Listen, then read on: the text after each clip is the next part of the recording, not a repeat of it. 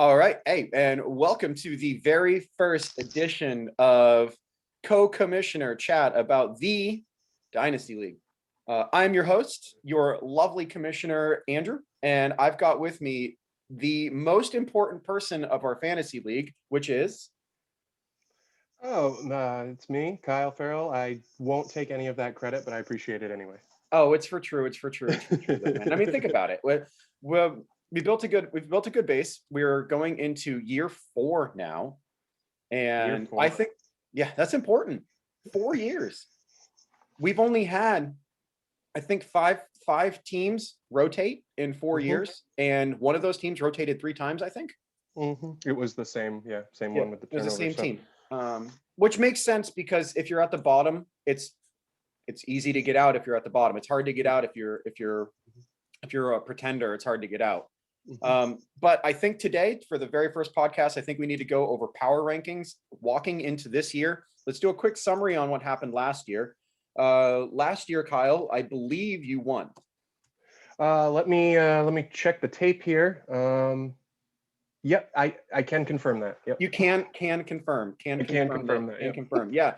Last year was interesting. I believe I was winning every single day up until the last 2 weeks, and then slid like I was living in California and an earthquake happened. My You were team went from way out first in to front. fourth in 2 weeks, and I tell you what, my ERA in that time was 8.4. Oh. So And that you gives felt you... all of them too. Was there like a particular player that you're like cursing still a year later that like did it, or was it cumulative? Patrick Corbin can suck it. He's a wonderful player, but I swear to God, last season, him and Chris Paddock both were like, "Hey, you know what? We just don't want to this year. Yeah. We don't have our velocity, we don't have our location, and we can't throw a third pitch." So I mean, Heart's not in it, I guess. So, heart's yeah. not in it. But other than that, no, it was a really fun season last year. That little sprint that we had was really, really good. Dynasty leagues, typically the cream rises to the top after a couple of seasons. A very first initial draft, everybody's got a first round player. Everybody's got a second round player. As you continue to move through years, though, not everyone has a first rounder anymore. Some people barely even have a second rounder. That's tough. And you That can it's rebuild and you very can get out of tough. it, but you But it's have hard to to have... come back with, yeah, especially with such a big roster. That's really the hardest part, in even in fantasy football, sometimes you can get away if you have like an elite running back. Yep. You don't have that many starting spots, but especially in our format where we have just so many active roster positions every day, it's hard. It It really is. is. Yeah. And so I think this episode, what we're going to try to do is we're going to try to do a once a week recap over the movers, the shakers, and the power rankings every single week. We tried to do this last year and the year before. I'm committed to making this happen because I'm going to build a podcast studio. So we will make this happen. And because Zoom is here and because it's really easy to do this, we're going to make it happen. So where do you want to start? We have 3 categories, Kyle, and I think we should talk about the 3 categories first. We have contenders, Absolutely. which consists of teams that you and I collectively believe, and we can disagree actually even better, but teams that we believe actually have a chance of winning this season without luck. That means team was built to win this year. Not every team's built to win this year, and you don't have to build to win this year. That's not how Dynasty works. At some point in time, I won't be a contender. It could be this year, but at some point in time, I won't be because of the way I've built my roster. I'll have to rebuild. And then our second category is hopefuls. These are teams that are just close. It's not that they couldn't win. It's just that we don't expect them to unless they overperform in certain categories and get a little bit lucky with a couple of those hot heaters. Also, waiver wire pickups make those hopefuls a lot more. But walking into this season, I don't see any of the hopefuls as a winner. I see them as cashes or potential cashes, but not winners. And then the third one is what the fuck, Richard? Arguably the best name ever. Arguably. So, hey, where do you want to start? I'll leave it up to you. Why don't we? I mean, if we really want to, get the dramatics, we start at the bottom, move our way to the Okay. top, right? I'm in with it. Okay. So, What the fuck, walking into Richard? this season, who do you have? And we don't need to go 1 through 12 and everything like that, but let's just talk about what teams fit into the what the fuck, Richard. And we didn't even talk about this beforehand, but you Oh, yeah. absolutely opened me right up into what I was looking at when I was looking at how to determine if someone's really trying to win this year, or maybe they're looking at more of like a long-term dynasty build. I was looking at how many, for not for dynasty rankings, for 2021 rankings, the top 100 on ECR, you know, Yep. how are those broken down on our teams?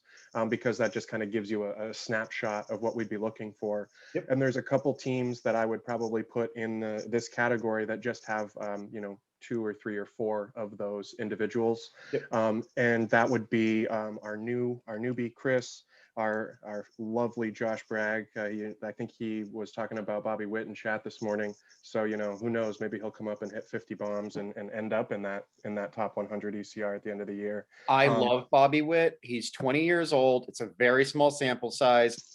I don't think he makes the roster no matter what they say. I don't think he does, because he's only got like 50 to 80 minor league bats. It's just too soon.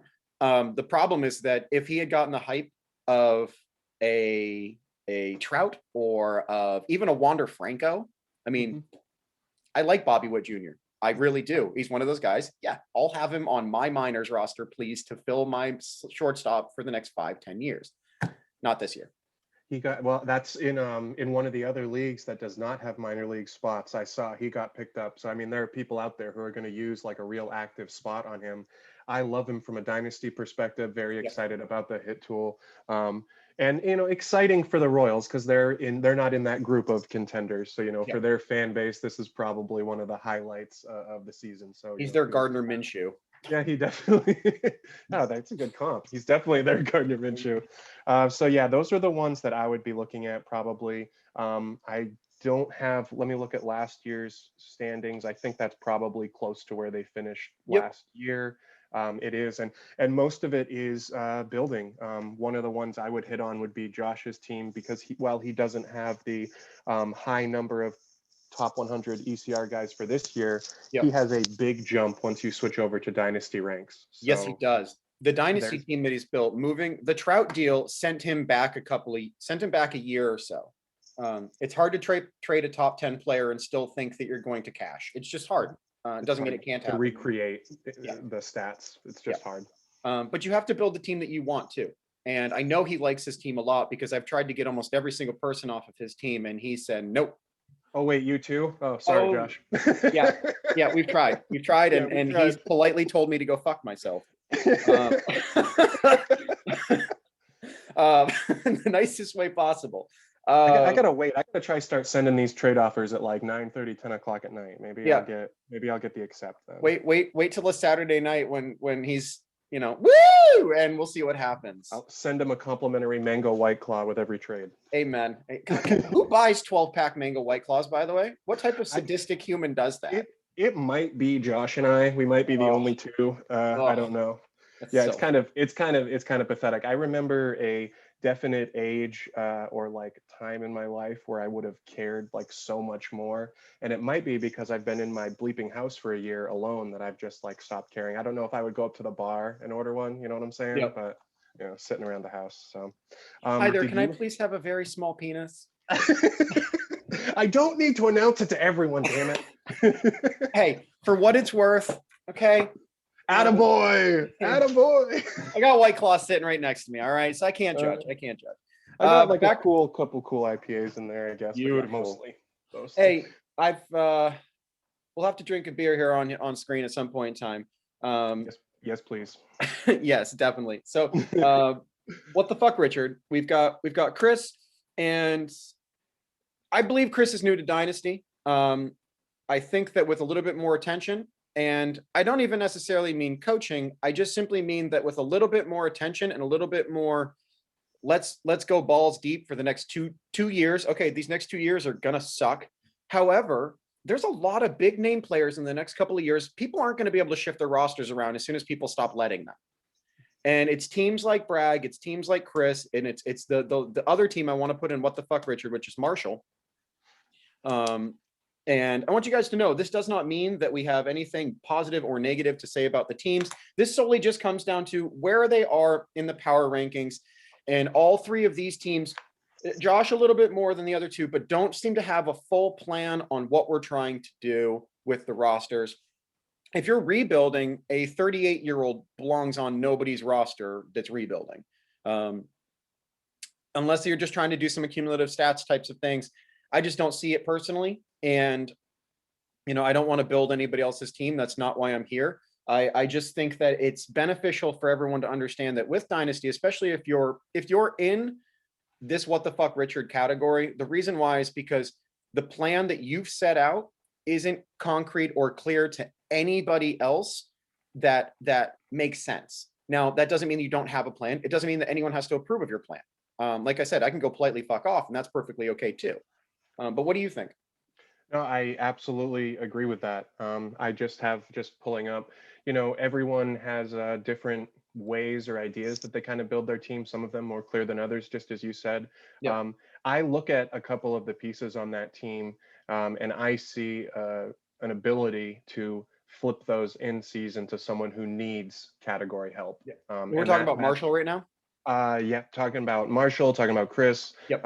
There are pieces that could be flipped, and it's at this point, it's really not too dissimilar from what they do in the major leagues. If Yep. you have a starting caliber player on a team that is 40 games under 500, they are going to flip that to a contender like, the Dodgers or whoever for some prospects. And I think that that group is getting into that range.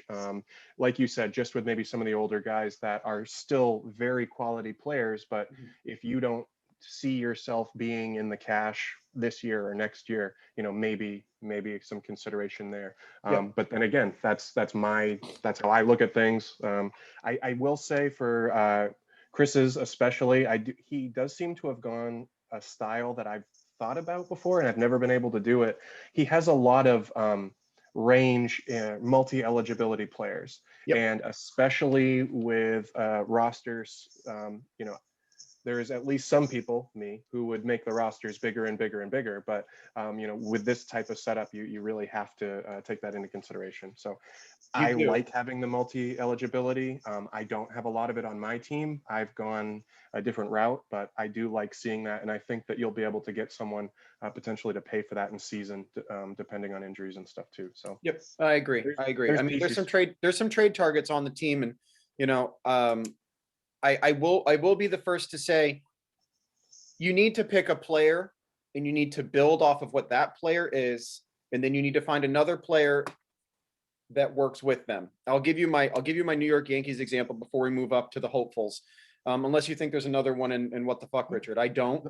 Sounds good to me. But pairing is very important when you're building a fantasy roster. And this is not necessarily advice. This is just a simple style that most proficient fantasy baseball players or even football players would have you work together. In football, we call it the pairings of a wide receiver and a quarterback, or a running back and a quarterback that work together really well. The same thing, I'm going to use the New York Yankees example because they last year got the best player for their roster they could possibly get in DJ LeMahieu.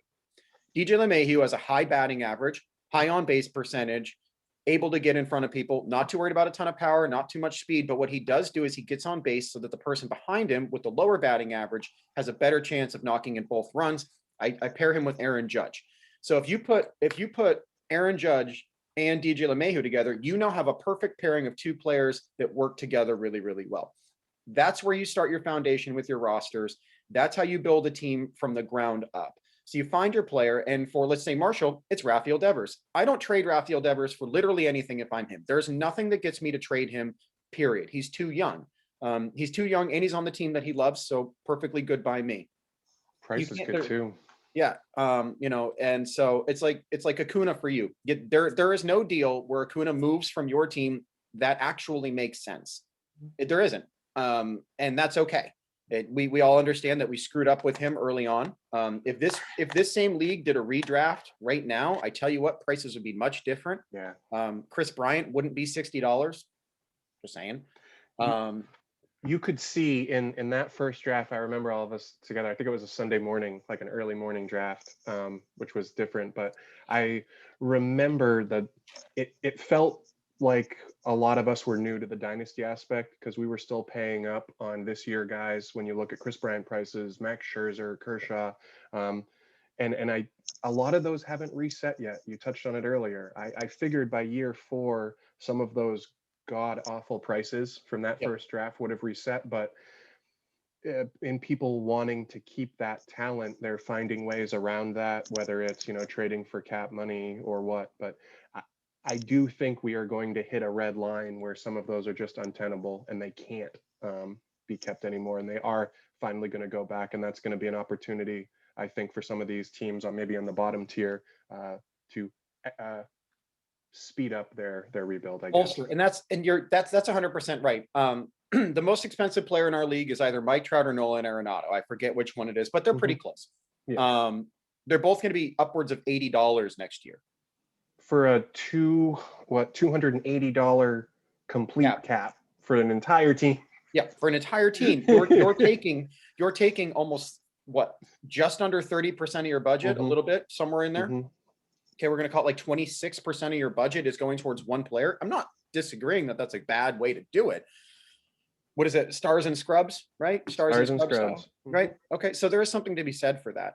But some of these players will eventually go back because at some point in time, people are going to stop allowing teams to control the way that the league is run through cap movements. And we can get into that as a whole nother topic because that's just brilliant strategy play as far as I'm concerned. There's a couple of teams that have just, I don't even want to use the word abused. I just really want to say that they outperformed everyone else when it came to manipulating the way that the league works for them. And that's great because it's all been perfectly confined within respect, honor. There's been no issues with that, which is great. So let's move right on to hopefuls. And who is your first team in the hopefuls category? I am going to put, I think if we get started, no particular order, the hopefuls is definitely the biggest, right in the middle there. I would say it's the biggest group. Yep. Looking, I would say probably have Seth and Nash as the first ones that I would note on there. Yep, Nash is one of the ones, he's been making a lot of moves. He's been getting younger. He has been leveraging the cap. He's active. You cannot fault a guy for hustling. The dude is a hustler and I love it. I feel like that was something that I was trying to do myself maybe those first couple of years, and my movement has definitely decreased. And you love to see it, and you never know what you're going to get in sales. They always say they can't, customer can't say yes or no unless you ask them, and that's correct. He certainly abides by that. So all the power to him, and I do like that he has the youth pieces as well. Seth's team, I think, is one of those ones where he's got talent on it, and depending on how things fall, he could be right there in the cash or not. It's really going to depend, I think. His favorite player of mine that I've tried to get a couple times, and it's just not going to happen. He's got that young third baseman from the Pirates, Brian Hayes. Brian Hayes. He is a baller, and he's going to be a baller. I hate that he's stuck in Pittsburgh because that's where like amazing talent goes to die until they get traded to a better team, like Starling Marte or Garrett Cole, insert name here. But that's when you talk about building a team. That's a cornerstone that you could build around. Should you want to, you could flip it for probably anything you want if you wanted to. But that's one of the ones that I would look at for sure. How about you? I agree with you. Starting off that. No, I agree with you. The name that I walked to first for this one, and this team is scary. This team is scary, but I'm still going to put them in this category of hopefuls. Is Peter's team. Teoscar goes to Hernandez.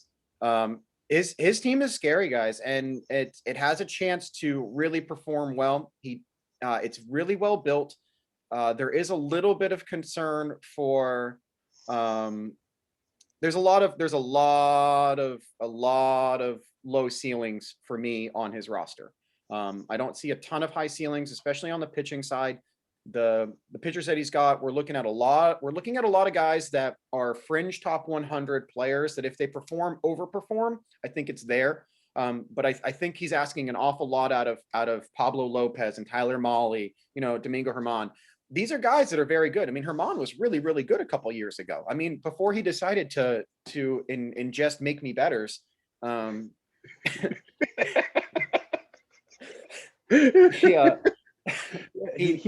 anyways, he's getting some helium this spring too, because he's playing very well. If I remember correctly, it was just a free agent ad, I think, that he got Yep. him at. And he could end up being his, SP2 or 3.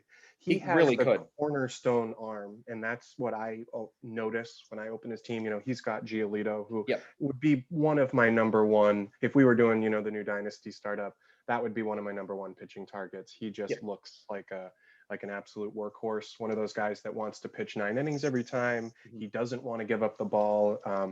I like that type of arm, but like you said, there's a lot of question marks after that. I do like his relievers as well. Me too. He's got high K9 guys, low ERA guys. He's certainly this is not his first fantasy baseball team. The only reason I didn't say his name is because I have him right up at the fringe with the next group. Yeah. He's someone who think makes he's me next very year. nervous. I think he's next year. And the reason I say that is because his squad, as it's currently built, and there are going to be moves. Everyone needs to understand this. The ad drops are going to make a big difference because there are players that are just not going to perform. It's the way that is, and we're going to have to drop them. But his age and his is really prime right now. I think his average age is right around 27 and a half. And at 27 and a half, that is the perfect time. Like his pitching staff, I think, is a little bit younger than that. And that's where I struggle. I struggle with young pitchers this year. I struggle a lot with young pitchers this year, and it's everything that you've heard about on fantasy. And the reason why is there was a shortened season. They're just not going to throw as many innings. And I don't know if he has enough innings. I really don't. He Is always there maxes out anyone innings, who hits 175 innings? I'm just looking at some projections. Let's look at projections for his team. I mean, a high inning guy. I mean, they're saying Giolito will get 188, but do any of us know that? Do any of us know a pitcher is going to go that far after throwing 40 to 50 innings last year? Generally, when they're bringing people up like through the minors and stuff like that, they don't like doing more than a 10 or 15% bump on innings every year. So correct. It's it's something to be nervous about just as a fantasy player in general, but specifically if you already are on the lower end of the innings projections. Correct. And, we're going to see 6-man rotations this year too, whether we like it or not. This is going to happen. And I unfortunately believe that this is like the 2 running back system in football. This isn't going away. This 6-man rotation thing isn't going away. Bullpen games are not going away. The double headers that are going to happen this year, those 7-inning double headers. There goes quality starts. Yeah, and I know we don't have them in our league, but there's something to be said for the value of a pitcher that can go through 7 innings every time out, whether they give up 4 runs or no runs, they're going 7 innings. And I only see 1, maybe 2 guys on his roster that have that in them. And that's my reason why he's still in that hopefuls category. The offense next year is going to be real good though. I mean, this year should be solid too. I mean, his outfield, Luis Robert, Kyle Lewis, Teoscar Hernandez, Lourdes, and Yordan Alvarez. And Yordan Alvarez, does Alvarez have outfield eligibility? Yes, he is. He's an outfield dependent player. Man, that's solid. And he's someone who is active. I mean, since the day he jumped in the league, he's been reforming this team fairly quickly. It doesn't look much like the one he took over, besides I think Robert being on there, and no one's going to. And Alvarez, that's it. And Alvarez, but he's built a great team there. I can't remember how he got Abreu, but I mean that's another one of those good ones. He's not super young, but if you are going to be in this group, if you where you could be a hopeful and where things could bounce the right way. The defending AL MVP is a pretty good piece to add. Amen. Oh, amen. I mean, and they're talking about not that he needs the shortstop position, but Eugenio Suarez is playing shortstop. What the hell? I saw that. What the hell? So did you curse me under your breath a little bit because I saw that news and the first thing I did? Yes. The first thing I did. Yeah, you did. Son of a bitch. Well, it's so funny. I didn't know much about India until I saw you were interested in him. Yeah. When one of the people that wins a league is interested in a guy, usually you tend to be interested in the guy as well. So I started reading about him. I mean, he might get second base. He's another one of those guys where he might not contribute a lot this year. No, he's a futures guy. It's a futures guy, and it's also just a lottery ticket. Who knows? Maybe he starts off hot. Maybe you can flip him. Maybe you end up playing with him all year. Who knows? But 8th overall pick in 2018. Kid's got a bat. He's not a plus player. What he is, what's a good comp for him? I expect him to hit probably 20 home runs, have 8 to 12 steals at most. He's not really a fast guy, but he's actually quicker than people give him credit for. But he is an on-base percentage guy, and he's going to get you over 350 on-base percentage. And in our league, OBP matters way more than anybody gives it credit, because people always look at the average. They rarely look at OBP correctly. I don't care. It's fine. No, I'm teasing. You're absolutely right. It is the forgotten category. I'm 100% with you, and it shouldn't be.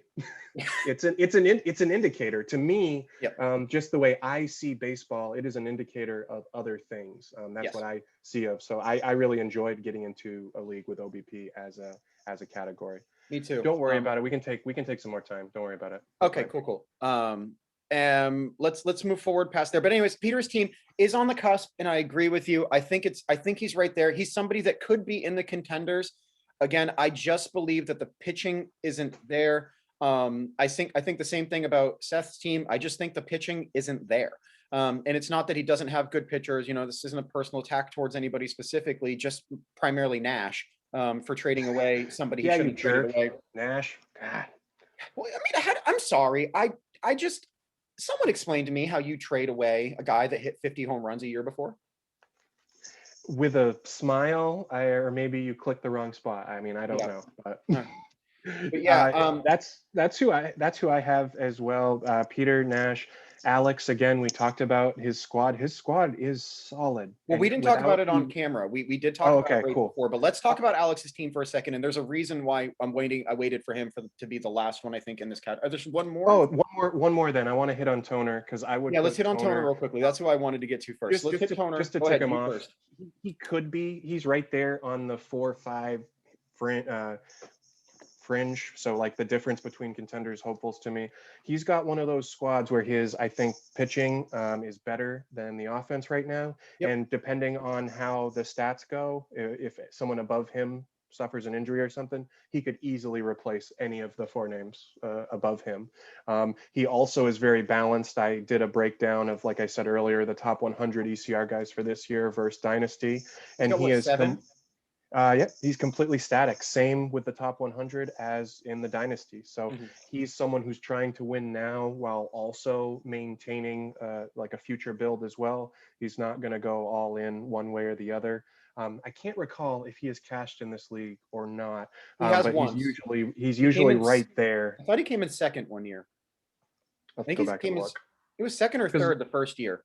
Because we started in Yahoo before we got smart and switched to a place that lets us actually play all year long instead of doing it on a spreadsheet. So while you're looking that up, though, I'll go over a couple of things with Toner's team and why I believe that. I agree with you. I believe that he's a hopeful, and I think everyone needs to understand that whether you're in What the Fuck Richard or you're in hopefuls, that doesn't mean that you can't win. And I know that sounds stupid. Okay, I understand that sounds stupid. But we're talking about baseball, people. We're talking about Jackie Bradley Jr. having a 45-game hit streak or whatever it was. We're talking about Austin Meadows hitting 400 for the first half. We're talking about Cody Bellinger having the greatest April in the history of baseball 2 years ago. So he was drafted around 50. The rank of ECR was like 50, and then he went number 1 for the entire thing. So we have to remember that it doesn't take much for a player to go from somebody who's a fringe top 100 player to an easy top 10 player, and I mean that sincerely, within half of a season. And Toner's got a good foundation, and this we're talking about who to build around. I will always refer back to the trade offer that never actually got offered or accepted, which was Nolan Arenado for Fernando Tatis Jr. And at that time, I said, I won't make that deal. I will not trade Nolan Arenado. I will not trade a top 10 bat for a hopeful. I will not trade him for somebody who's still coming up. I don't believe in it because that's my philosophy. And Toner said, I wouldn't trade him because the cost of what it takes to keep Arenado and the decline that's coming with it isn't worth what Fernando Tatis's incline has available. And I thought that both answers were really, really good. And it's finally this season right now is the first season. And I don't even mean last year. I'm going to exclude 2020. This season is the first season where we really find out who made the right decision. Did Toner make the right decision by not moving Tatis, or did I make the right decision by not moving Arenado, or did it work out for both? And in all honesty, I'm going to say it worked out for both. I won a championship. I think that's enough to say it worked. that's the end game that all of us are playing for. That's what they talk about in professional sports as well. I mean, would you do X for a championship? And the answer is generally, yeah, I will Yes. do that. I will And, take and, the championship. and Toner's got his corner piece foundation of his entire team. You know, and he's paired him really, really well with Bregman. I do like Bregman. I don't like Bregman as much as everybody else does, but I do like Bregman. Past there, he's got a good power speed combo. Altuve is an absolute eyesore. Not the player he used to be. And he is somebody whose $61 value this year going into next year will be $66 or $67. He's to me, he's a non-keepable. And so that's where he has to make the decision at some point in time in this year. Am I going for it or am I not? Or am I just going to stand pat and I'm going to just suffer the next $6 increase on this player that's not producing at a 25% of my budget type of thing? And those are the type of guys that you're going to see at the end of this year move. And, you know, whether he moves to another team because he's out of contention or he finds a way to acquire more talent instead, you know, where he's in contention.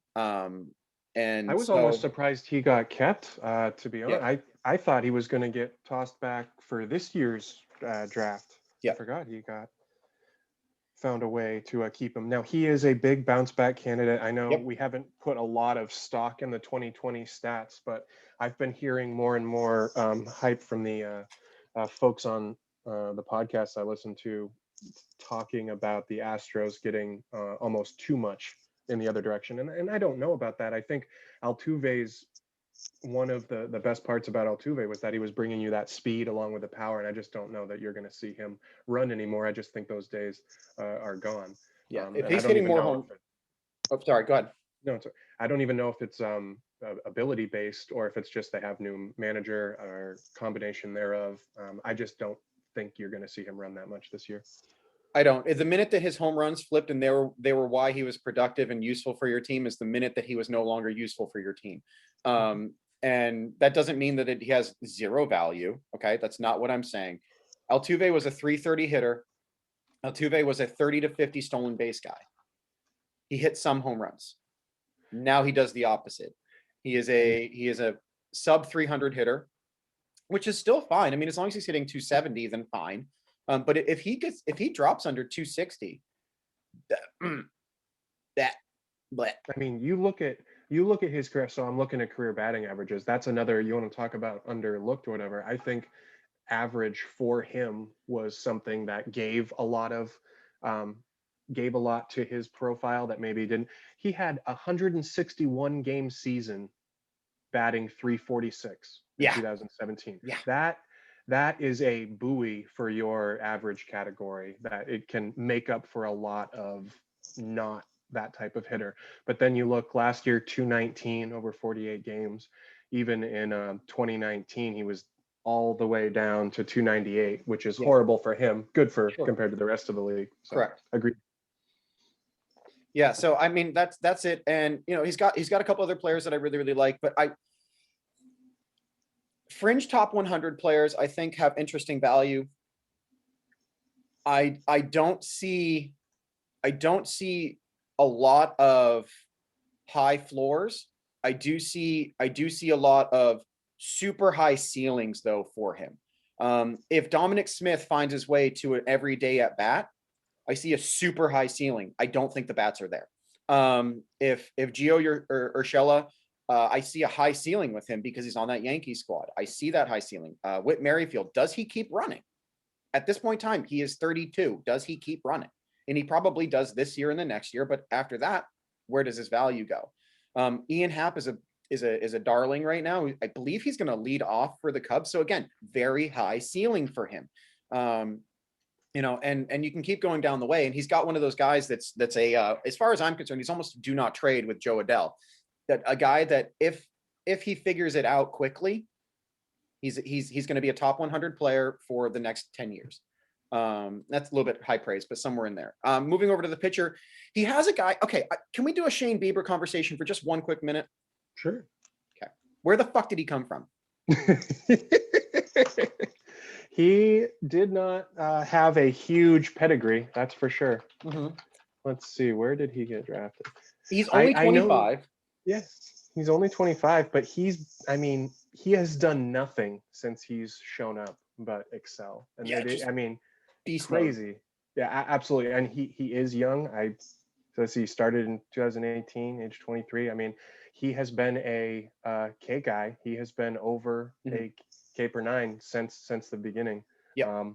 But yeah, I can understand. I know I lean more on the prospect youth side. I probably tend to weigh it a little bit more heavily than you do if you look at our two teams. This is a guy I really didn't have awareness of before he just started dominating at the major league level. This is not a Franco or any of those guys where we've been waiting and watching with bated breath for years and years. Now I have to know, where did he get drafted? Do you know? Okay, so I had no idea who he was when we were sitting in Zach's house doing that draft, and I was just bidding him up so Toner had to spend more money on him. And you realize that if I didn't do that, he would have gotten him for like $5. For even cheaper, probably. Yes, he got him for what, $24, $25 at that point in time. Him and UC Kikuchi were the two, and he got 1 out of 2, which is good as far as I'm concerned. Kikuchi can go suck it. Him and all of his 9 pitches that he can't throw for strikes. In the draft, do you remember we teased him. We teased him for how much he spent on the guy, and now it's like in the perspective of looking ahead to 2021, it's almost like a value. Oh my God, it's super value. Super value. I mean, I don't think we see another $50 pitcher for a while. I don't think a bid goes up to $50 for a while. Unless it's one of those teams that's in the bottom tier who picks them up and then trades them later on. I'm not telling you what to do. What the fuck, Richard? I will say, so I didn't know this about him. Yep. He did have a summer in the Cape Cod League, which is usually just for the cream of the crop of the college players. Okay. He went 12-4 with a 2.7 ERA at the Cape Cod, which is not bad if I had known about it. Good.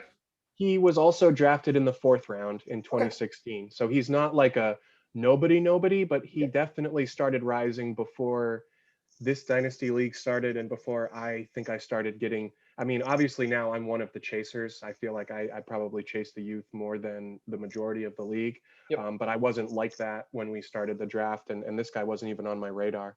So his professional debut, his season numbers was a .38 ERA across 30 innings. So I think that's pretty good. My God. I didn't even know that. I didn't, he wasn't on my radar at all. No. I will have to make sure not to make that mistake ever again. Thanks a lot, Toner. Yeah, good job, Toner. I'm proud of you. And I like it. I like the Blake Snell. I do believe that Blake Snell, we don't know what to expect because San Diego is going to let him pitch more. And Tampa wouldn't let him go through the rotation 3 times because he couldn't get through the rotation 3 times. So I think his ERA is going to balloon. I really do. It's going to be over 4. I do think his Ks are also going to go up because of that ballpark. I think his whip goes down, but I think the ERA goes up. And I like Plesac. He's again, it's a very low floor with a high ceiling potential. Musgrove's also a very good pitcher. I don't know that he gets every single day. I don't know how many they brought Musgrove in for innings, right? But they've also got, was it Mackenzie Gore waiting? I mean, San Diego's absolutely loaded with their starting pitchers. So you're going to see a 6-man rotation. It's going to happen. And all of this is without, they also traded for Clevenger, who's not even going to throw this year because of his injury. I mean, they talk about wanting to speed up the rebuild process. It was like the Padres just decided, you know what, we're tired of being like the also-ran team in Southern California. So let's just go for it, which not for fantasy, but just for baseball is great to see. I love seeing that. I will say, from a dynasty perspective, especially, I think his rotation probably gets a little slept on. I like it from a long-term build standpoint. I agree about this year. He did get Plesac for a pretty good price from someone who traded him to make a roster spot. Probably shouldn't have. Remain nameless, but he's also 26. He's another one of those guys that's come out of nowhere. But we don't know how many innings Luzardo is going to get. We don't know how many innings Plesac's going to get. Sandy Alcantara is another person who's getting crazy helium in spring training because he's having a great. Oh, good yesterday. I mean, I don't know that I'm going to go out and trade a top 100 guy for him or anything, but he looked amazing. And he's going to cost people in redrafts coming up if you haven't had that yet. So I do think when I looked at pitching as a strength, I have Jordan right up there in the top 3 in terms of the strongest pitching rotation. So that might be a place where you and I are different. But I have Jordan up there. Yeah, I got so spoiler alert if we talk about those. No, I do love that. I like that concept of it. And that's something we can definitely build upon too. Let's move over to Alex though. And like you were talking about with all these hopefuls, I don't know that one of these teams is better than another. This is the one team though that I think has a chance to win this year based on whether or not the individual pays attention. This roster is completely loaded. If Rhys Hoskins has any type of bounce back season and can go back to hitting 240 plus, which they like him to, him to do that this year. Yep. Max Muncy, he is a darling as far as I'm concerned. Matt Chapman. A little bias there, guy. You got a little Muncy bias going on over there. I'm sorry. If you're in the Dodgers lineup and you hit in the top 4, I don't care. You deserve a bump. It's the best offense in the league. You deserve a bump. And if you can play 3 positions while that's happening, even more of a bump. I mean, I was definitely talking about that position having the ability to start in fantasy at different places. And Muncy is one of those guys. He maintains all 3 year over year because he gets enough starts at all of them. Yeah, you can't argue with that. I don't like this projected average. Did you see what Fantrax projects his average at? Yeah, 213. I don't agree with that. The deuce? That seems low. I'm sorry, below Mendoza? I'm not sure. I think 235, 245 is more likely. He changed his swing and launch angle a couple years ago with everybody else. And after that happened, I just don't think he figured it out last year. I just don't think he ever figured it out. There was something that was off. It could have been something personal with him. I really like the guy, and I think that he's got a really good chance to once again perform to that 30 home run pace while hitting 235, 240. And he's starting him in his second base spot, which is just gravy. I love seeing 30 bomb guys in your second base spot just because they're so far. Here's the kicker for him though. His OBP is projected out at 340 though. Okay. So that's a huge jump from his batting average to his on-base percentage. He has a very good batter's eye. And those type of players, I'm going to compare him to somebody who doesn't have the same average, but Kevin Youkilis like. Okay. The guy doesn't really strike out. He doesn't. He hits the ball. I like guys that hit the ball because if you hit the ball, you got a chance.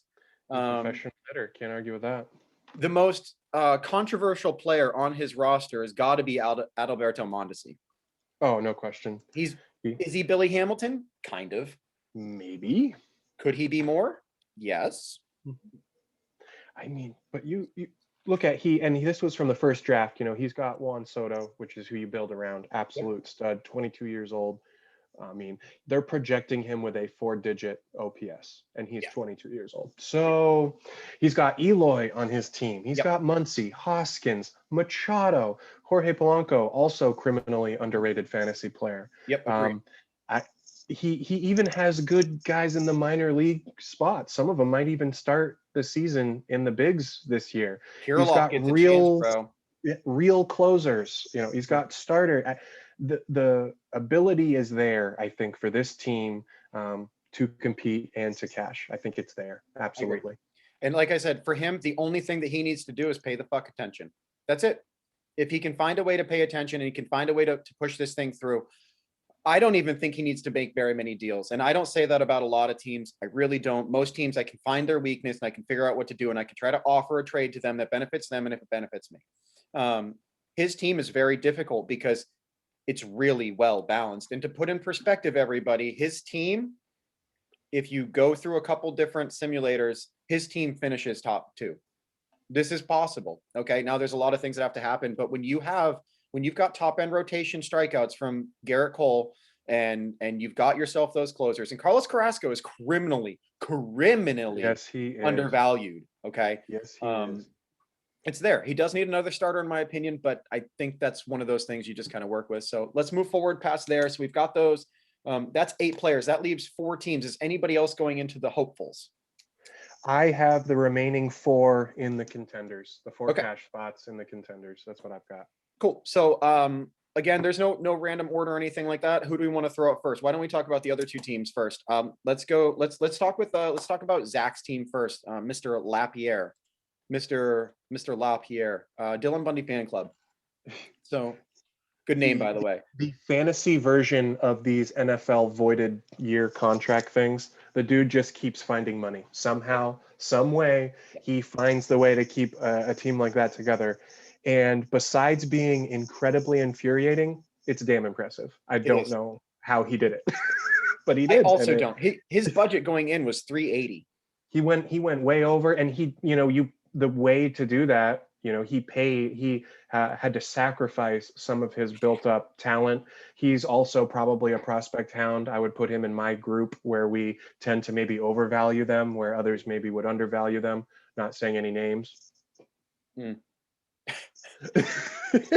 Hey, I don't undervalue them. It's a dynasty league. You cannot win with a player in the minors. I'm sorry. You cannot win with someone who is going to get under 100 plate appearances or under 20 innings. I agree, but I'm going to tease you anyway. They can help, but they will not win you anything. I'm sorry. They won't. He's one of those guys where I think part of in this build, I don't know this, but I think he is going for it right now. I think if I looked at these numbers last year, he would have had more under the top 100 dynasty. Yep. He now has 5 more in the top 100 for this year.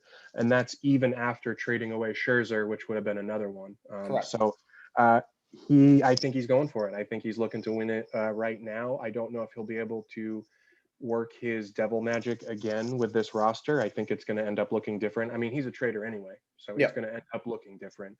But in terms of like cornerstone pieces, there's just some expensive ones that'll probably be on the move. So I do have one big knock on his team, and his team more than any other team. Here is my only true knock on him, and I do not wish this upon him in any capacity. He is a walking injury stick. His team is a walking man. I hope that person gets to play 100+ games. And I mean that. Anthony Rendon has had his troubles. Trey Turner has well-established troubles. Josh Donaldson will not play over 110 games. They've got him tagged. I was just going to say, Fantrax thinks Donaldson's is going to get 432 ABs this year. There's a lot of things I would bet that say he does not get 432 ABs this year. Just looking at his last few seasons, I just don't think he's going to, and he doesn't need to. And he doesn't strike me as that sort of person who's going to like pick his broken body up off the floor, ground and demand to be kept in the game or anything. If he's hurt, he's going to sit. So exactly. And I mean, I'm get him a lot cheaper. George Springer, I love that player. He belongs with a little red box with a little white cross in the middle of it always. And that's an injury red designation for those that don't know. And past there, I mean, he has 3 or 4 or 5 players in the top 20 of not just this year, but also Dynasty, I believe. And it's going to be interesting to see if he can keep that all together, because that is difficult to do. There is a. Go ahead. Sorry. I was mislooking. I had tried to do some little notes so that I could remember these and not try and pull them off the top. I was wrong. He does not have fewer dynasty players. He has the same amount. He has 10 in the top 50. I have both him and Nick 10 apiece. 10 each in the top 50. And this is a 12-team league. Yes. So I will let you all do the math on that. But they have cornered the market on pristine, prime, top shelf prospect talent. It's them, and then it's the rest of us. Yeah, and that's true. And that is a big thing to focus on. Zach has the top 2 prospects in the world. Franco. Now, one of them we're going to see this year, guaranteed. We are going to see Kelenic play. That is going to happen. Wander Franco, I believe we see play, but I don't think it's for an extended period of time. And I've got to be honest with you, we may not even see him this year. I know people don't want to hear that, but I mean it. If the Rays are not in contention, we do not see Franco. We don't. Now, I think that I think they will be, but he's not going to get more than 150 at bats at most. Just not going to happen this year. Do you think Everyone's saying, I heard one argument angle that I didn't know, I didn't think much about, but I think it was the CBS guys were talking about it. They were trying to say that because he was there with the team for the World Series run last year, that indicates that the organization, considers him part of everything. I'm more on your side. They can sing kumbaya all they want. yeah, But if they're going to save themselves tens of millions of dollars in the future by not playing him for 80 games more this year or something, correct. they're gonna do that just as a business decision, not for anything else. And that's the truth. And if for some reason they get hit by an injury bug, which again, I don't wish it upon anybody, it's baseball, guys. Let's be real. It's 162 games. It happens. It happens. It's just And gonna so, happen. I see Franco getting a chance to come up. It will happen. He will get major league at bats this year. I can also see the Rays making it right back to the playoffs again. So he's there though. Needless to say, he's got those two. And those are the two type of players that, as far as prospects go, those are the type of prospects that I think every single player in our league covets. The guys that are a true can't miss prospect. And the reason why they're a true can't miss prospect is because they actually have the tools.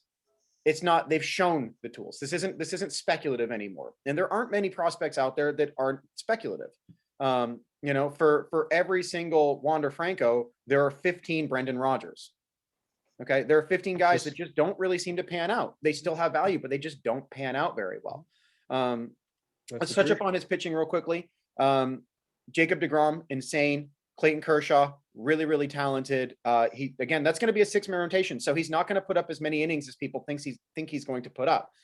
They're going to limit him until they get to the playoffs. They did the same thing last year. Kershaw is going to get limited. So when he pitches, he's going to be very good. They said the same thing about Walker Buehler. They're going to limit his innings. And have you seen in redraft, Buehler's getting almost too much of a weight, I think. And it's mostly the concern around the innings. It's not, does he have the talent? Of course he does. Oh God, he's so good.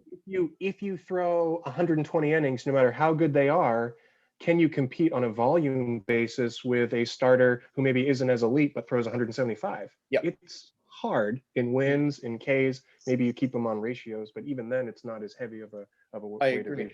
But he's got the innings with DeGrom, Bundy, and Ryu. Those innings are always those innings are all gonna be there. They're all gonna be there. And again, I mean, I hate to talk about the injury tag, but you've got to throw Strasburg and Kershaw and even Ryu into that injury tag. And I don't mean to throw Ryu in there as the same as Kershaw and Strasburg, but Kershaw and Strasburg have legendary injury issues. Legendary. And so there is a chance that with that he has some troubles throughout the season. But his team is really, really stacked. Like you just said, it's got a chance to, it doesn't just have a chance, it can win. This is a can win. This is a legitimate contender to win it all. And if he doesn't cash, it's got to be solely based on the fact that he just couldn't put enough innings together between at-bats or pitches. Let's move over to, I'm going to put a pin in that one if you're good with that. Let's move over to Nick. Nick also just completely loaded. Absolutely. Just absolutely loaded. God. Bo Bichette, Jose Ramirez, Nolan Arenado, Xander Bogaerts. By the way, that Xander Bogaerts trade, can we talk a second about I mean, I don't get jealous of very many things, but when you can trade a 33, 34-year-old player that costs more than a 25-year-old player, or 28-year-old player, whatever he is, with less value that is better in Dynasty and get away with it somehow, I want to kick you in the dick. I mean, that's why he still has that team name. I mean, he is the trade wizard. He's so good. I agree with you on that, just on its face. Again, everyone can do what they want for their own teams. I know Casty is one of those undervalued guys. Everyone says, this year is the year he's going to break out. I know he's been traded many, many, many times in our league. And then Marcus Semien, he's in a new spot. People are thinking that he might do well there in Toronto too. But just on its face, no, that is not what I would anticipate you would have to pay to get your hands on a Xander Bogaerts in Dynasty. Not a top 20 Dynasty guy. He's got another shortstop. I mean, the guy is loaded at shortstop. I don't know how to say that any differently. He has Bichette, he has Bogaerts, Xander and he has Bogaerts. Trevor Story. Are you freaking kidding me? Fuck. That Great job, Nick. Bow my again, hands to you. Fuck yeah. yourself, but bow my hands to you. I say that with all respect. Can we touch on this one real quick? Do you Please. remember a time? There was a time the league was debating Jose Ramirez as an elite option. Yeah. He is not the best on this team, but he's close. Yeah. He's real close. I mean, they're projecting him back up at 282, over 200 combined runs, RBIs, 38 homers, 25 stolen bases. I don't remember what he traded him for way back in the day, but it again was probably for a good price because he had that dreadful half a season and people were like, did he forget how to play baseball? Yeah, he got him from Alex, and in that deal for Alex, I think Senzel was a part of that deal. I think, but I don't remember for sure. It's been a while. But yeah, he did have that. Nick capitalized at the right time when everybody was trying to take value off of Jose Ramirez, because at that time Alex had Francisco Lindor and Jose Ramirez. That's right. And then moved them both. And I still think he's got a good team, so it doesn't really matter. But yeah, to get Jose Ramirez at that point in time, and he's priced the way that I think most players should be priced. He's $39. Our elite talent shouldn't make it that much higher than $40. And that's the truth for our Dynasty League. Now, I don't care what anyone says. I'll argue all day long. Chris Bryant is an awful contract. It's an awful contract. I don't care if he performs up to it. It's still an awful contract. You're still taking almost 25% of your budget and you're giving it to a guy who isn't a top 25 player. I just don't see it. Now, he's on his bench.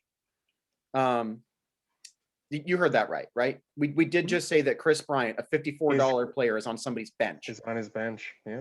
Guys, you let that happen.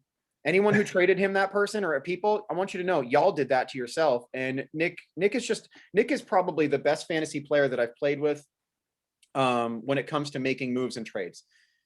I don't think it's close. I really don't. Every league I've ever been with him, he always ends up with 2 or 3, and even redraft leagues, he'll end up with 2 or 3 of the top 10 guys. And it's because he does something that a lot of people don't. He knows how to help your team while helping his, but he always seems to find a way to help his team more. And he's willing to lose a deal for the greater good of his team. Let's go down to his pitching real quickly, because like we just said, I mean, we didn't even get through everybody. Randy Arozarena, I don't believe it. I'm sorry. I don't see it. I don't believe it. 33 and 20 is not going to happen. A 300 average is not going to happen. Man, that's a nice projection. Wow. Yeah, absolutely not. I'm sorry. That's not happening, everybody. 260 is probably about right. Probably 25. You don't think he's going to hit a 952 OPS? Yeah, 952, everybody. 952 OPS coming. Yeah, absolutely not. I'm sorry. I don't see it. I wish the best for that young man, but nope. So just for context, I know we got to move, but just for context, they're projecting him for a higher OPS than Jose Ramirez. So maybe not. Yeah. Did you know in redraft leagues, there are people that are drafting that guy in the top 25? I saw that. They can have him. Yeah, so he has Bryant on the bench, but it's because he has Jose Ramirez at third, Nolan Arenado at corner infield, and then, Trevor Story at utility. So I guess there's no room for Bryant yet. No room for Bryant yet. But he is one of those people that's got a good depth situation with that too. And there's a lot of room to be made for him. If he wants to trade Chris Bryant, it's there for him. And he can do that without having to sacrifice value because he doesn't need the move back. His pitching is also really, really solid. I want to say this one. He's doing it the right way this year to win it all. Nick is actually my favorite to win it this year. I'll say that right out the gate. I don't think he's number 1 in power rankings, but he is my favorite to win this year because of his pitching rotation. He has the best pitching rotation in the league. I will argue all day long about it. Jack Flaherty, Brandon Woodruff, Trevor Bauer, Corey Kluber. Past there, I don't care. Julio Urias, again, innings, fine. He's not great. He's okay. He wasn't what everyone thought he was going to be 3 years ago when we drafted him in the original draft. Stupid. And Robbie Ray is a player that gets strikeouts. Like I said, he's got room to grow over there, but he's also got Verlander on the bench. If he comes back and gives him anything, great. And Lamet, if he comes back and gives him anything, great. He'll give him good ratios while he's in there. So he's got the innings makeup. On top of that, he stole Drew Pomeranz, absolutely raped, pillaged, and murdered. I did not want to trade away Pomeranz because I did not want Pomeranz to go to one of these 3 teams that are not me in the contenders. And guess what? Lo and behold, The There he best, is. the best of all of the holds guys, right to one of those teams. Yeah. Anything else about Nick's team you want to chat about? They have Kluber at 152 innings, which I don't know if he will. He's one of those guys that hasn't gotten a full season through. Yep. I mean, some of them it's not, getting hit in the arm with a line drive isn't really your fault, but I know Woodruff will probably outperform some of his metrics as well. And then he's got stable. You can see it when you look at my team, but I put weight on having a balanced reliever, not the rotation necessarily, but the RPs and the Ps, getting a good balance of save opportunities, hold opportunities without crushing your ERA, which is not always easy to do. Yes, And I like the setup that he has. I don't know that Jansen is a long-term option at $29. Not But Dodgers win a million games and he's their closer, and they pay him like he's their closer. So correct. And no one's taking his job. He can he can blow 3 saves in a row. I'm sorry. No one's taking his job. He's making too much money. Mm-hmm. And they don't want the kid to be the closer yet anyway, whoever Gratterall, whoever it is. They don't want him to be the closer. Not yet. Not yet. They will, but not yet. So we got two teams leads it to the last 2 teams that we're going to put in contenders. Who do you want to talk about? You want to talk about you, or you want to talk about me? We'll save the commish for last. We can talk about mine first. Cool. Let's do it. So I'll do the quick run through first because I know you're way too humble to talk about yourself in a positive manner. That bleeding heart is going to shine through for this. You know me too well. Sir. I do. Kyle, you have built a really good team. And you started out with a good team. And we have had 3 seasons. We have 2 different champions. You have won. You have sandwiched my victory with back-to-back opposite season wins. How'd you do it, man? How did you win? What did you do? You drafted Acuna, and we'll talk about Acuna for a second. He is elite. He is a top 3 player for the next 5 years. Him, Juan Soto, whatever. They're there, and you got him at a great price.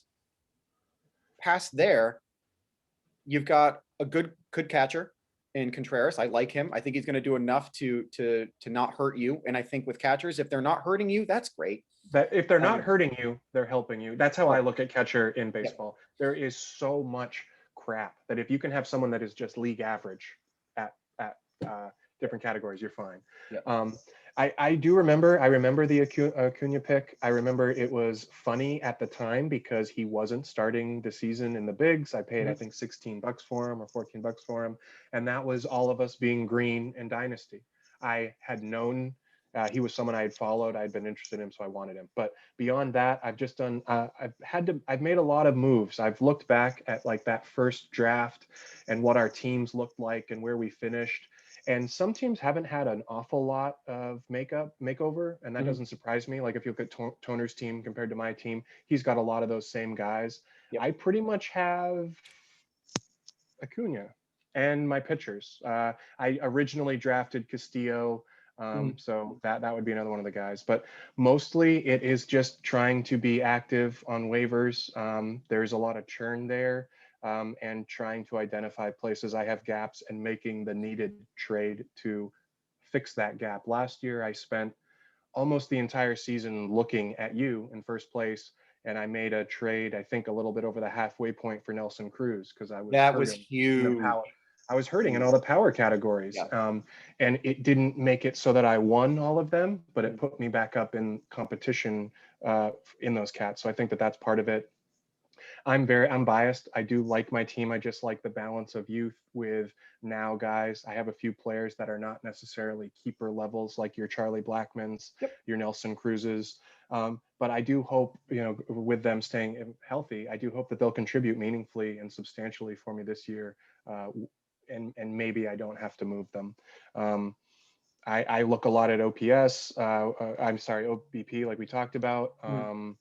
And I like the balanced relievers. If you look, I don't have a lot of huge name closers. I used to be a Jansen owner, that type.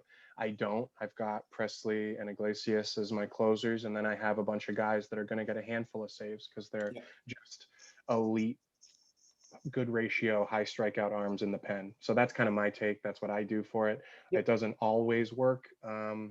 but it's been working so far. With baseball, I think you've said this before, it's a long season. It is hard to luck into it. It's mostly the time and the effort that you put into it. So nerds that spend a lot of time on it are probably going to do better. And it's just finding that time. We're all busy. We're trying to find a time to record this in the middle of our workday. So I mean, we know what it's like to have other things going on. Correct. But that's pretty much all I'm focused on. I do like my team. I haven't made a lot of big moves.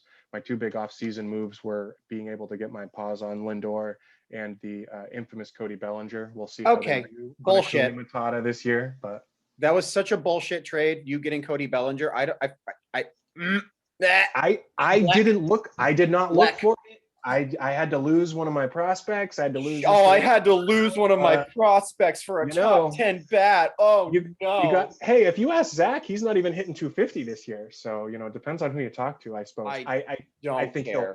he'll be just fine. Do you want to know what my big gripe on Cody Bellinger is? He had that first half season where he was on my team, and then he has shit the bed since, and that's just the truth. So, who the real Cody Bellinger needs to stand up this year? Is Cody Bellinger a 270 hitter or is he a 240 hitter? And the truth is, he's both throughout the season. And I think that 250, 260 is where he's going to end up playing. Doesn't mean he can't hit 400 for beginning of the season as well. And so your team is really well stacked throughout that. You've got a good power. You've got good speed. I do think Kyle Tucker is overprojected. I don't see what everybody else sees, but that doesn't mean it's not real. He's getting a lot of helium this year. He finally started to show some last year. If you ask Zach, that's one of the ones that he wishes didn't get away. He got DeGrom, but I think he would say that he traded Tucker at a low value point, not a high value point. Because he traded him and he just started figuring out he's that power speed combo. I agree. It's a rich projection. What do they got him at? 32 and 20, 270 average. I mean, over 200 runs, RBIs. That's rich. That's okay. That's not Randy Arena though. That's not him. Okay, that Kyle Tucker has more pedigree. Kyle Tucker is Jared Kelenic in that pedigree. Okay, he's Wander Franco in that pedigree. He is one of those guys that I believe will be an asset for not just Houston, but for a fantasy team for the next 5 to 6 years minimum. Okay, he's going to be a mainstay. Is he a top 25 player? Yet to truly be seen. I want to see it happen before I believe that. But I think dynasty wise, he's definitely a top 100 player, could be top 75 type of player. And you've got a couple of those guys kind of built in there. Gavin Lux last year was a giant dope, never got the innings, never got the chance to play very much. And I unfortunately believe he might still be stuck in that category. That doesn't mean it's good or bad. You've got Eric Hosmer holding a spot for Cody Bellinger for just a second. And, your youth, you've got some youth down there. I do really, really like Andrew Vaughn. I think that Andrew Vaughn is one of those players that will replace Luke Voigt for you very nicely when he's ready to come up, because Luke Voigt is one of those players that is 30 something already, or he's 30. He's had a couple of seasons where he's mashed. He's hitting in between the Bash brothers. As long as he continues to hit anywhere in that Yankees lineup above the 6 hole, I still think he's Luke Voigt's a top 100 player, dude. As long as he hits in the top 5, 6 of that Yankees lineup, the dude's going to hit 30 home runs. He's going to, I think I said it last year, he's going to hit 30 home runs and he's going to have 100 RBIs basically. And I still think he does that this year, which makes him Jose Abreu light because he doesn't have the batting average. The only thing I don't like about him, he seems to be more, because if you look at his career stats too, he seems to be more a product of opportunity than a product of sheer talent. Right. I agree. Not that he is amazing. It's that he's hitting in the middle of the freaking Yankees lineup. And ever since he's done that, he has provided the counting stats. So exactly. I mean, it's not like he's going to go anywhere, but yeah, let's move over real quickly to your pitching staff. You just acquired a real ace again. You have a few of them. You acquired Max Scherzer in a puzzling deal. I like the move for you, especially because I see it as a 1-year rental. I see him as a year rental, and I see him as a guy, if he can find a way to stay healthy, there's no reason he can't be the best pitcher in the league again. He has it. He has all of the stuff. The offense isn't as good this year in Washington as they were back in the last few years when they were making their championship runs. But I still think that he's going to get enough wins. His K9 it's dropped from the 13, 14 that it was and that's fine. As long as he's still getting over 11, that value is still going to be there for him. I really like Aaron Nola. I'm not as heavy on him as everybody else is, but I still really like Nola. I think he's got a great value. Castillo's great. Max Fried, hopefully he plays really, really well. I attribute Max Fried to kind of like an Aaron Savale, where they're not going to get you as many strikeouts. Probably the best example is Hendricks. Kyle Hendricks is so criminally undervalued in our league. It's stupid. The guy's worth $16 all day long. And I think that that's the type of player that you have with Max Fried. He's a good ratios guy when it comes to lowering your ERA and lowering your whip. And even though they may not see it on here, last year he did that. You've got a couple other guys that are just going to pitch innings though. Lance Lynn's just going to go pitch every single time, as many innings as they'll let him go. He'll go 9, even if he's given up 9 runs, he'll go 9 innings. And that's important to know. And Tyler Glasnow, if he could find his way to a third pitch, look out.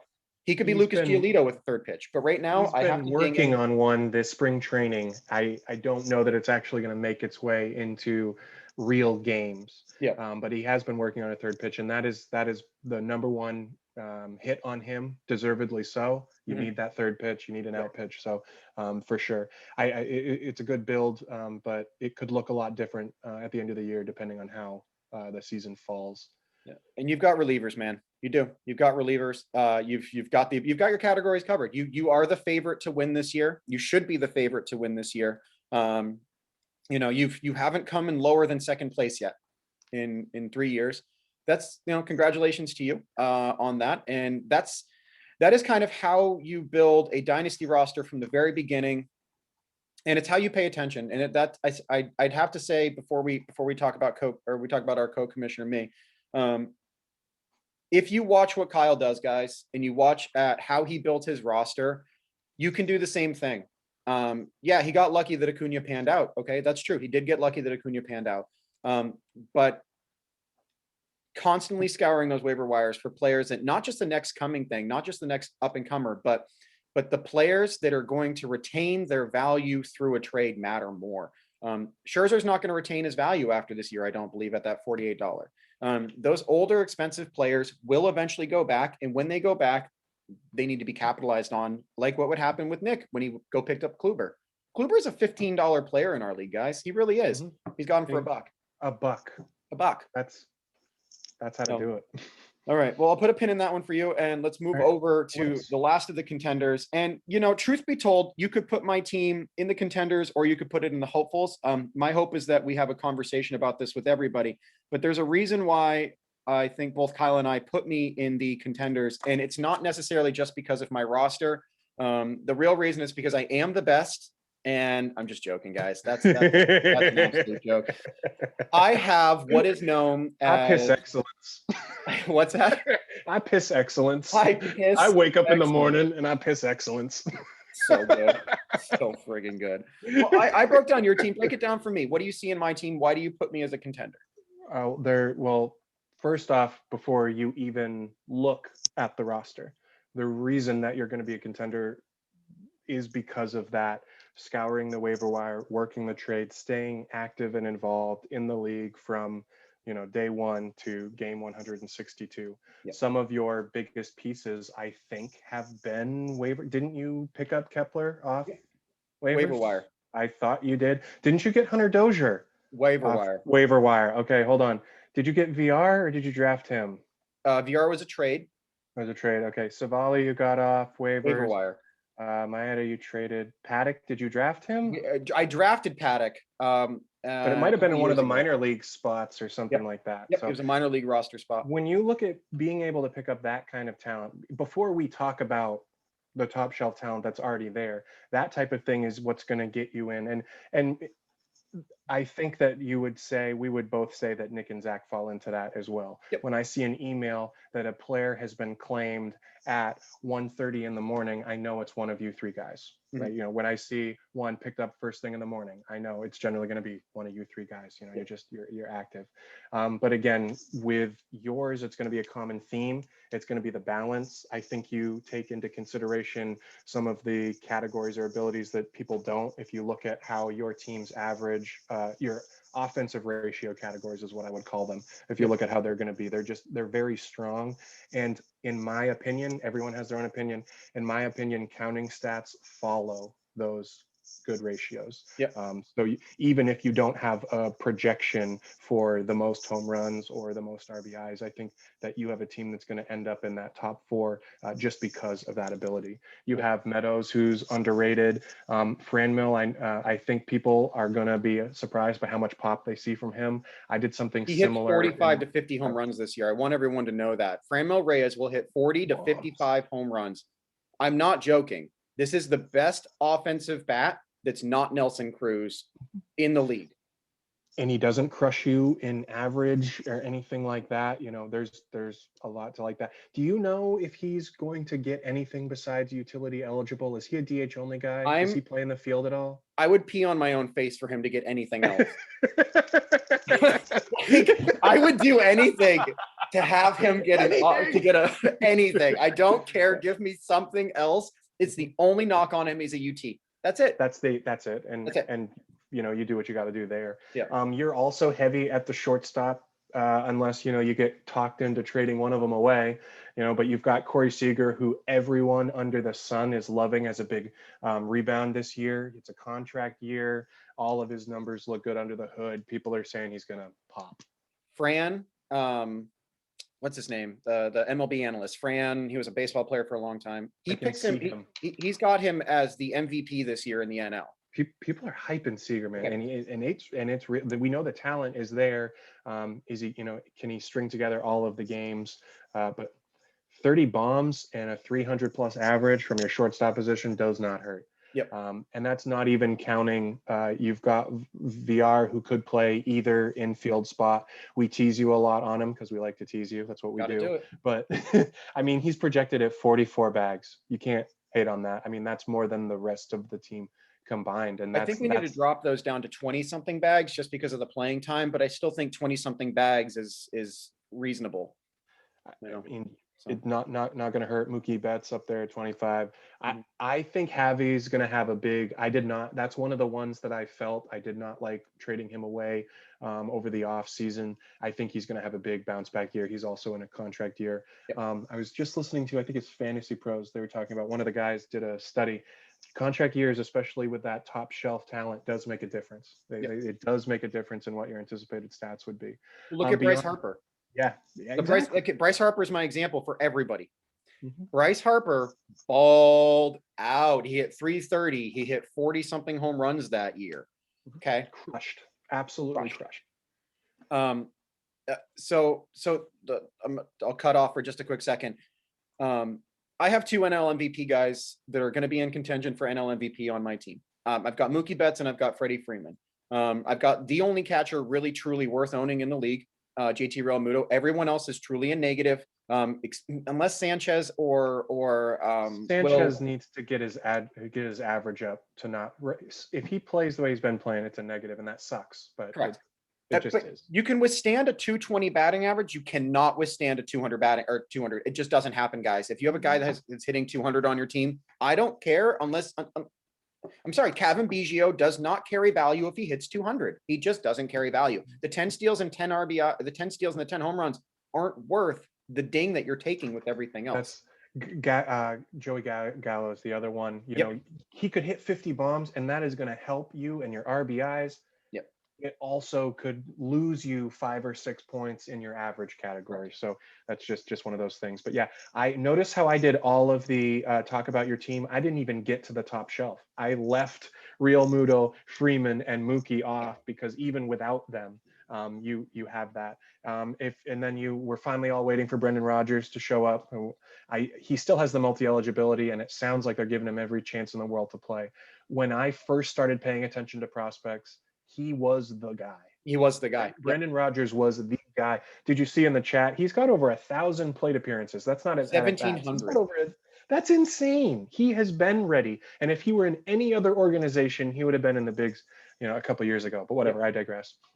If you look down into the pitching, you have done what I wanted to do and was unable to because of roster construction.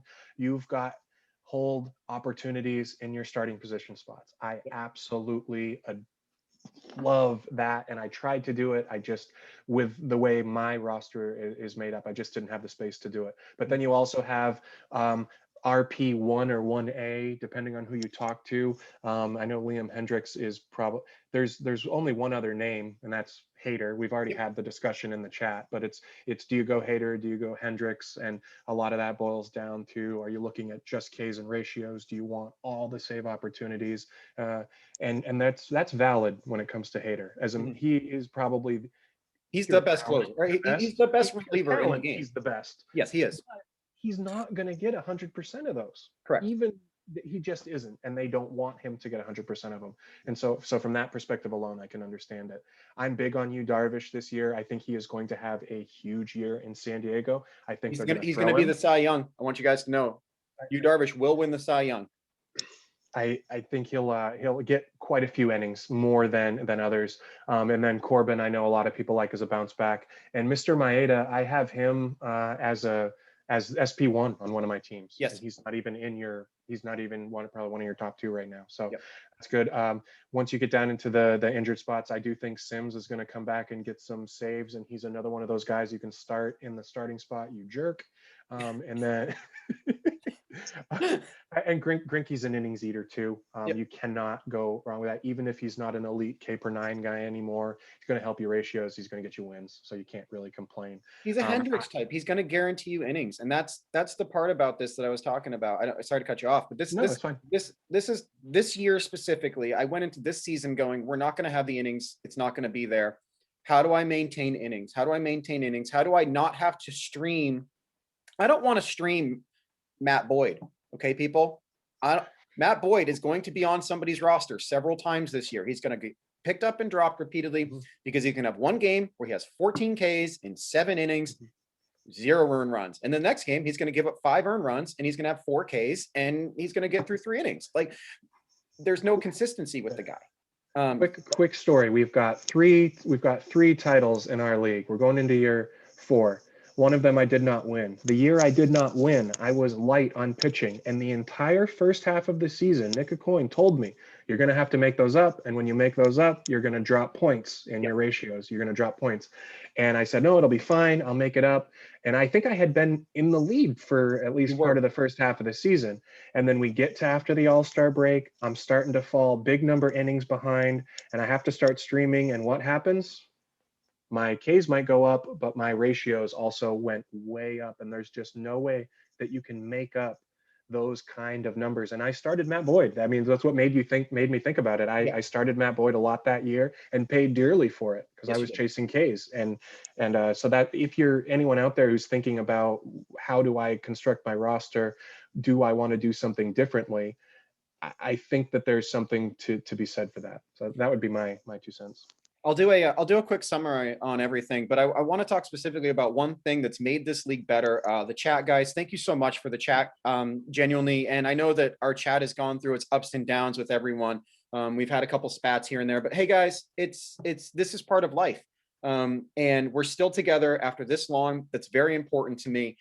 When I started this league, it was because I wanted to build a foundation of people who wanted to play fantasy baseball. And we've done a really good job with that. We really, really have. Not every single player in our league is super active. Okay. Marshall's not very active at the bottom. Chris hasn't been super active yet. He's at the bottom. Alex hasn't been super active. He's been at the bottom. Guys, there's a reason why people are at the bottom. There's a reason why people are at the top. The first couple of seasons, I will say the one thing that set people apart that is changed. This is the one thing that's changed. People put no value into relievers, and they were dumping both saves and holds. They were blanking out those categories. And I tell you what, it made it really, really easy for Kyle and I to get to the top. Really, really easy. You have to go pick up those guys. You have to go find those guys. And I say this not willingly. Okay. I don't willingly want to encourage you guys to go make your teams better, but I do want your teams to get better. And it's not because I think you're going to all of a sudden win when you get all the relievers. Relievers used to be something that you would throw into a deal. Be like, oh, well, I'll send you this guy. The icing on the cake, The icing on the cake. Cake. Whatever gets you over the top. Yep. There is not a single reliever that is on my roster right now that I will trade. There's not a single one. You can't have them. You can't have Matzek. You can't. I'm sorry. You cannot have, and you're going to find something with these top teams. There's a reason why. If you are carrying a player who has good stats, okay, but he's on a shit fucking roster, excuse my language, but if he's on a shit roster, guys, it means something. If you go through and you go through Kyle's roster, you go through my roster, you're Phillies, Braves, Tampa, Dodgers. Okay. Dodgers, Tampa. Okay. This is how I've been able to maintain this. And I probably coming across slightly pretentious, but fuck it. And I just really believe that this year we're going to see a couple things happen that we don't expect. There is a really good chance, and I mean really, really good chance that I finish in 7th. Okay. That's possible. It's completely possible. There's a chance that Kyle finishes in 5th. Okay. It's not likely, but there's a chance. I don't see Chris, Sprague, or Marshall cashing this year. I just don't see the what the fuck Richard category cashing. Okay. But any one of the hopefuls, if you pay attention, you're going to set yourself up for winning this year or next year. And what the fuck Richard categories, Bragg, we talked about your team quite a bit earlier, but I'm going to go back to it real quickly because I think it's important. You have built a foundation. Stay the course. Okay. Stay the course. Find those players. Find a way to improve your teams, because I want every single team to be competitive every single year in and year out. And right now there is way too much parity between the haves and the have-nots. And that's okay. That's how dynasty leagues work. That's how baseball works, everybody. The Dodgers weren't good every single year. The Red Sox weren't good every single year. The Yankees weren't even good every single year. So just remember that just because this year isn't working out to your favor, next year might. And if you're playing for next year already, figure out how to acquire the low-cost talent or even the high-cost talent that somebody's willing to get rid of that you can roster. I don't understand why Chris, why Bragg, why Marshall have not gone and gotten Chris Bryant. I don't care if his contract's awful. You can afford that. If Gary Sanchez is getting kept at $30, which is the worst keep this year besides him, I'm going to throw it out there. Gary Sanchez being kept at $30 and Andrew Benintendi being kept at $15 something, $20, whatever it was, are the two worst keeps this year on my books. And that's not a slight towards anybody specifically. That is just general roster construction. Find what you need to find your categories, fill your categories. Again, I'm probably coaching. It's not my fault. I can't help it. But find your categories, guys. I want you to compete. I want you to pay attention. And I want 6 months in, when we've only got a month left of this, okay? When we've got a month left, if we have 10 teams who are still striving to get better for next year, we're good. We need 12 teams that are striving to get better for next year, because you know what? No, Chris, Bragg, Marshall, you're not winning this year, okay? It's not happening. So what the hell do you have to do to win next year? What deals do you need to make this year to go win next year? Scour that waiver wire. And when you get to September and there are 2.5 points separating the top 3 teams, do you think this is coaching, do you think their price points are going to change for now stats? You think they might be more inclined? And it's easy for me to say, and it's easy to say now because at that point in the season, we're starting to think about football and stuff like that. And if you're not in the running, it's easy, to not pay attention. But that's one of the reasons we love Dynasty so much, is that there is something for everyone, regardless of whether you're 1 point out of first or out of cash, or whether you're in last place. There's always something to be done. And that's and I will say with Bragg's team, just like you said, stay the course. He may not be in the top shelf in terms of the top 100 ECRs for this year. He is in the dynasty rankings. He's tied for 4th with the most top 100 dynasty guys. So that's we all razz on him because that's what we do. We like each other, we tease each other, but that is a purpose. That's a plan that he's doing, and I like it. So me too. Well, hey, let's we'll go ahead and put a pin in it. This 15-minute segment we were going to do has turned into an hour and a half, as I unfortunately knew it would. And I say unfortunate with the lying out of my teeth. Kyle, it's been a lot of fun. It's good. I appreciate it very, very much. Hey guys, if you are not paid up, you need to be paid up. I need that. And I will be collecting dues for next season. Actually, I'm not collecting dues anymore, am I? We have fan tracks. What a beautiful thing. We can still put them in there. We can still have it collect, which is nice. I'd like to get next year's dues collected by the All-Star break. Okay. Yeah, that's what we did. Yeah, that's what we did. Yep. 2019. That makes sense. Yep. Let's get back to doing it by the All-Star break. If you have to make payments, that's perfectly fine too. The league does go up $10 every single year until we get to $100, and then we will reevaluate once we get to that point in time. You know, I want to lend one more quick piece of advice that I just think every single team in this can do to improve. If you have a shitty name for a team, okay, I want you to know you're not going to win. You're not. There is something to be said about the fun element of this league. Last year was the most annoying thing of all time when we had 19 different friggin' Blumpkins, okay, or the year before. I do like it because it razzed Seth, and if you're razzing Seth, I'm probably down with it because it's probably going to end in a funny result. But guys, those team names, it may sound stupid to you. I really get it. Put a fun team name together, guys. It's part of the game. It is. It's not that difficult to put a pun together. All right, it's really not. I do think it makes a difference because I believe that if you give your team its own identity, you give that team that, you're going to find an emotional attachment to some players. Hold on to those players. You know, you're going to find a guy like I'm looking at you, Team Josh Bragg and Team Alex Martin. Looking at you. Yeah, I like Marshall's new one. I do too. I like that a lot, actually. JD's not. I love it. Love it. Absolutely love it. And the Bichette came back is pretty clever as well. I'd seen that one. That one's pretty I good would too. like if you had a guy on your team that you named, that would be most advisable for the future.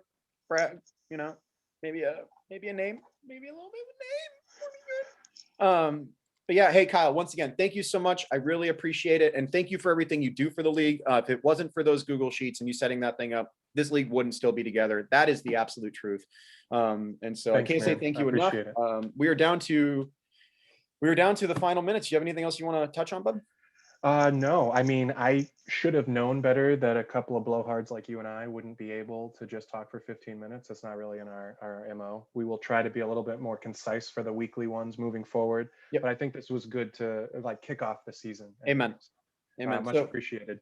We got a couple weeks left, guys, before this game starts actually going, before stats start actually counting.